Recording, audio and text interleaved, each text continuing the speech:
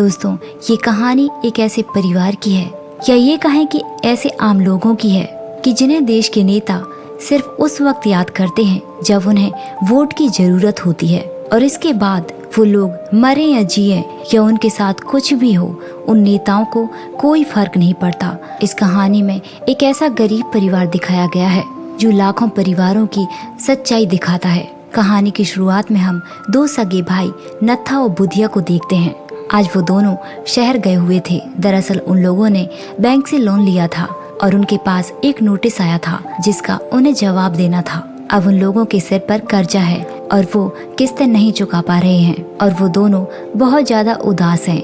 दोनों भाई घर जाकर एक बुरी खबर सुनाते हैं कि अब जमीन का कर्जा न चुकाने पर उनकी जमीन की नीलामी होगी। यदि इस नीलामी को रोकना है तो हमें बाकी की किस्तें देनी होंगी। इस बात पर नत्था की पत्नी को गुस्सा आ जाता है और वो दोनों भाइयों को चप्पल जूते मारकर घर से बाहर निकाल देती है।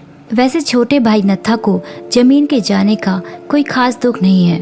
वो किसानी के अलावा भी कुछ करना चाहता है और नत्था की पत्नी को जमीन की नीलामी का बहुत दुख है। अब दोनों भाई फैसला करते हैं कि वो लोग लोकल नेता भैया ठाकुर के पास जाएंगे और वो उससे मदद मांगेंगे। और अब विधानसभा का चुनाव था और यही मौका था भैया ठाकुर से अपना काम निकलवाने का। लेकिन वो ठाकुर बहुत ही ज्यादा चालाक है और वो किसी दलित की मदद क्यों करेगा। नत्था और बुधिया उससे मदद मांगते हैं, लेकिन मदद की जगह वो लोग उससे कहते हैं कि जमीन की नीलामी की जगह तुम लोग आत्महत्या कर लो, इससे जमीन भी बच जाएगी और तुम्हें लाख रुपए मुआवजा भी मिलेगा और तुम लोग सरकार को कुछ दे तो सकते नहीं हो। यही सही मौका है, तुम लोग अपनी जान ही दे दो। जैसी आशा लेकर गए थे कि उन्हें ठाकुर से कोई मदद मिलेगी, लेकिन उन्हें वैसा कुछ नहीं मिला और मुंह लटकाकर घर वापस आने लगे। रास्ते में उन्हें उनके दोस्त मिले और उन लोगों ने ठाकुर की सारी बात उन्हें बताई। उनके दोस्त कहने लगे कि जान देने वाली बात तो मुझे बहुत अच्छी लगी, क्या मेरी जोरू के मरने पर भी कोई मुआवजा मिलेगा?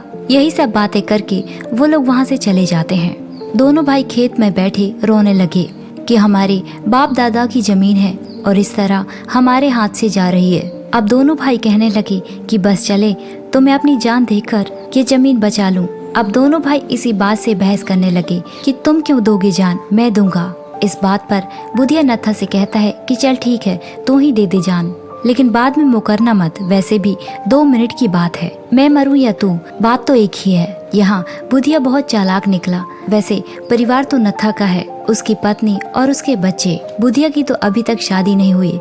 यदि बुधिया अपनी जान देगा तो उसका कोई मुआवजा नहीं मिलेगा।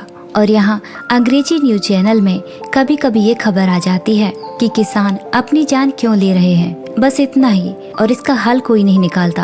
और अगले सीन में हमें दिखाया जाता है कि बुधिया धनिया को ये आकर बता देता है कि नत्था अपनी जान लेने वाला है। इस पर धनिया ने कह दिया कि तुम किस काम के हो, ना तुम्हारी जोरू है ना तुम्हारा बच्चा, तुम क्यों नहीं मर जाते। यहाँ राकेश नाम के आदमी को उसका सीनियर कहता है कि गाँव जाकर एक लेख लिख लाओ, क्योंकि डीएम पीपली पंचायत के दौरे पर है, कुछ नई योजना की घोषणा होने वाली है, इसलिए कोई लेख लिख लाओ। राकेश इसके लिए तैयार नहीं था, लेकिन उसे जाना ही पड़ा और गांव आकर उसे पता चला कि डीएम कल आने वाला है। वहीं चाय की टपरी में राकेश की मुलाकात नत्था और बुधिया से होती है। वो अपने साथ हो रही सारी मुसीबतों को राकेश को बताते हैं और राकेश को एक मौका मिला, उसने तुरंत ही एक लेख लिख दिया, पीपली गांव में मौत का ऐलान। डीएम को जब इस खबर का पता चला तो वो घबरा गया और उसको सीएम का फोन आ गया कि चुनाव के पहले ये सब नहीं होना चाहिए। और यहाँ डीएम राकेश को धमकाने लगा कि तुम्हारे अखबार का लाइसेंस मैं रद्द करवा दूंगा। और जब इस बात की खबर भैया ठाकुर को पता चली तो उसने नत्था और बुधिया को अपने घर बुलवाया और उन दोनों की जमकर पिटाई करवाई। उसने कहा कि यदि मरने की सोची तो तुम लोगों की मैं खाल खिंचवा दूंगा। और रास्ते में उन दोनों को राकेश मिल गया और उसने कहा कि लाल बहादुर पुनर्वास योजना के तहत तुम्हें एक हैंडपंप देता हूँ, और उनसे कागज पर एक अंगूठा लगवाया और उन्हें हैंडपंप थमा दिया। बुधिया ने हैंडपंप के फिटिंग के पैसे मांगे, लेकिन राकेश के साथी ने उसे धमका दिया। बुधिया कहने लगा कि नहीं मरने का हैंडपंप मिला है, यदि हम मर गए तो हमें और क्या क्या मिलेगा। और यहाँ नत्था को अपने आप को मारने की खबर एक अंग्रेजी चैनल को पता चली। उसने राकेश को फोन किया क्योंकि राकेश ही वही था जिसने सबसे पहले इस खबर को छापा था। और अगले ही दिन नंदिता पिपली गांव पहुंच गई और आज नत्था का इंटरव्यू होगा। लेकिन नत्था के पास उनकी बातों का कोई जवाब नहीं था, क्योंकि ये आइडिया तो उसके भाई बुधिया का था। वो हर एक सवाल पर चुप रहा और ये खबर जैसे ही न्यूज चैनल पर पहुंची तो सभी न्यूज चैनल वाले पिपली पहुंच गए। वहाँ मीडिया की भीड़ जमा हो चुकी थी। मीडिया की भीड़ को कंट्रोल करने के लिए पुलिस भी वहाँ मौजूद थी। नत्था अपनी जान लेगा या नहीं, लेकिन शायद वो उनके सवालों से जरूर उसकी मौत हो जाएगी, क्योंकि वो किसी भी सवाल का कोई जवाब नहीं दे रहा था, न ही उसे कोई जवाब आता था। बुधिया के पूरे परिवार का इंटरव्यू हुआ और उसके पूरे रिश्तेदारों का, आस पड़ोस के लोगों का भी इंटरव्यू हुआ। कुछ पड़ोसी तो ये कहने लगे कि मैं तो नत्था को अच्छी तरह से जानता हूँ, वो अपने आप की जान जरूर लेगा। चैनल वाले को अपनी टीआरपी बढ़ाने का मौका मिल गया।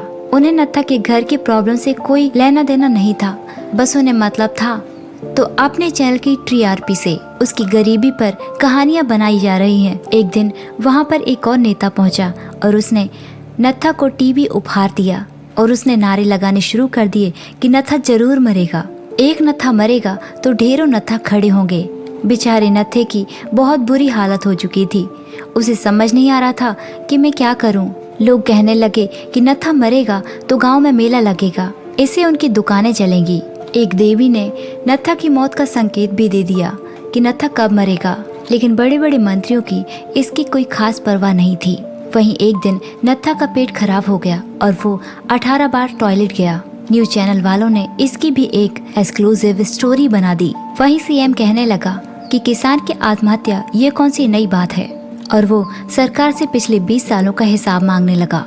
और यहाँ भैया ठाकुर को पता चला कि सीएम एक दलित नेता पप्पू से मिलने जा रहे हैं, और यदि ऐसा हुआ तो उसका विधानसभा से टिकट कट जाएगा। ठाकुर बहुत गुस्से में था और वो सीधा नत्था के पास चला गया। वो बुधिया से कहने लगा कि यदि 2 दिन के अंदर नत्था नहीं मरा तो हम तुम्हें मार देंगे। और उसके बाद वो मीडिया के सामने एक इमोशनल भाषण देता है। वो कहता है कि नत्था मेरी आंखों के सामने पैदा हुआ है, वो मेरी आंखों के सामने पला बढ़ा है, वो उसे कैसे मरने दे सकता है। और एक दिन सीएम राम यादव नत्था से मिलने पहुंच गया और उसने घोषणा कर दी कि सरकार नत्था को 1 लाख रुपए देगी और वो अब आत्महत्या नहीं करेगा। और वहीं कृषि मंत्री ने इसे आचार संहिता के खिलाफ बताया, मतलब मामला इतनी जल्दी निपटने वाला नहीं था और इस घोषणा को अवैध करार दे दिया गया। न्यूज पर फिर खबर आने लगी कि नत्था फिर से मरेगा। अगली सुबह नत्था को टॉयलेट जाना था और पुलिस की भी शिफ्ट बदलने वाली थी और उनसे बचते बचाते वो खेतों में चला गया, लेकिन वो कैमरों से नहीं बच पाया और सारी मीडिया टीम उसके पीछे चल पड़ी। लेकिन अचानक नत्था गायब हो गया और मीडिया उसे ढूंढने लगा। अब नत्था गायब हो चुका था और मीडिया ने सारा आरोप सरकार पर लगाया कि उसे गायब करवा दिया गया। सरकारें एक दूसरे से लड़ने लग गई। एक पार्टी दूसरी पार्टी पर इल्जाम लगाने लगी। पूरे देश में नत्था की चर्चाएं हो रही हैं। दिल्ली में उसके इंसाफ के लिए कैंडल जलाए जा रहे हैं। इस बात से केंद्र सरकार भी परेशान है कि नत्था की किस तरह से मदद की जाए। जब तक नत्था मरेगा नहीं, उसे मुआवजा कैसे मिलेगा, और इसके लिए नत्था कार्ड की घोषणा कर दी गई। मतलब जब भी कोई किसान अपनी जान लेना चाहेगा, पहले उसे नत्था कार्ड बनवाना पड़ेगा। नत्था के गायब होने से पूरा परिवार परेशान है, लेकिन इसलिए नहीं कि उन्हें नत्था की चिंता है, बल्कि इसलिए कि जब तक नत्था की लाश नहीं मिलेगी तो उन्हें मुआवजा भी नहीं मिलेगा। धनिया ने बुधिया से कहा कि वो भी अपने मरने की अर्जी क्यों नहीं डाल देता, सारा पैसा अम्मा के नाम ही तो चढ़ेगा। यहाँ गांव में दूसरी तरफ एक किसान की मौत हो गई है। उसकी मौत उसी गड्ढे में हुई है जिसे वो अक्सर खोदा करता था।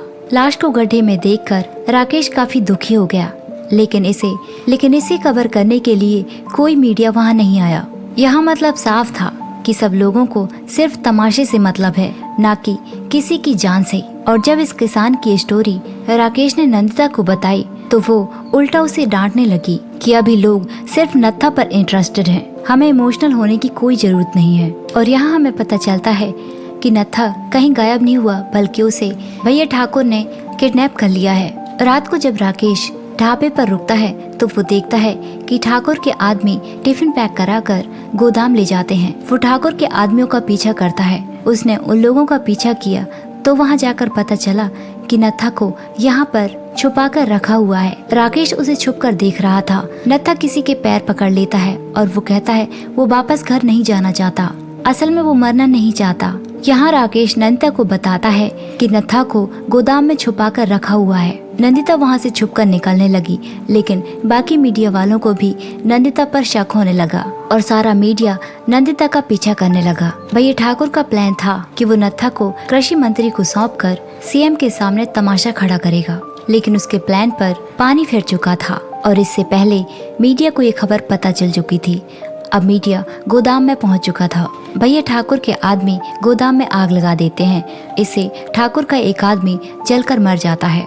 मीडिया कहने लगा कि लाश नत्था की है, लेकिन ये डेड बॉडी नत्था की नहीं थी, क्योंकि उसके हाथ में एक ब्रेसलेट था और ऐसा ब्रेसलेट राकेश पहनता था। अब सबको पता था कि राकेश की मौत हो चुकी है, लेकिन किसी को उसकी मौत की परवाह नहीं थी, न ही किसी को उसकी मौत का दुख था। अब सबको लग रहा था कि नत्था की मौत हो चुकी है और उसकी मौत की खबर सुनते ही मीडिया उसके गांव से चला गया। अब पीपली पंचायत मीडिया से खाली हो चुका था। 3 महीने गुजर गए, लेकिन नत्था के परिवार को कोई मुआवजा नहीं मिला। लेकिन नत्था की तो मौत हुई ही नहीं थी। वो गांव से शहर भाग गया था। उसने अपना भेष बदलकर एक कंस्ट्रक्शन साइट में काम करता है। नत्था ने अपने परिवार को अपने जिंदा होने की खबर कभी नहीं दी। शायद वो डरता है कि कहीं वो सब मिलकर उसकी आत्महत्या न करा दें।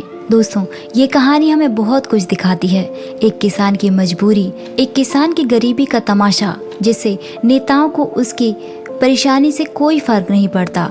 वो किसान अपनी गरीबी के लिए अपनी आप की जान देने के लिए तैयार है। इस बात से ना किसी मीडिया को फर्क पड़ता है, ना नेताओं को।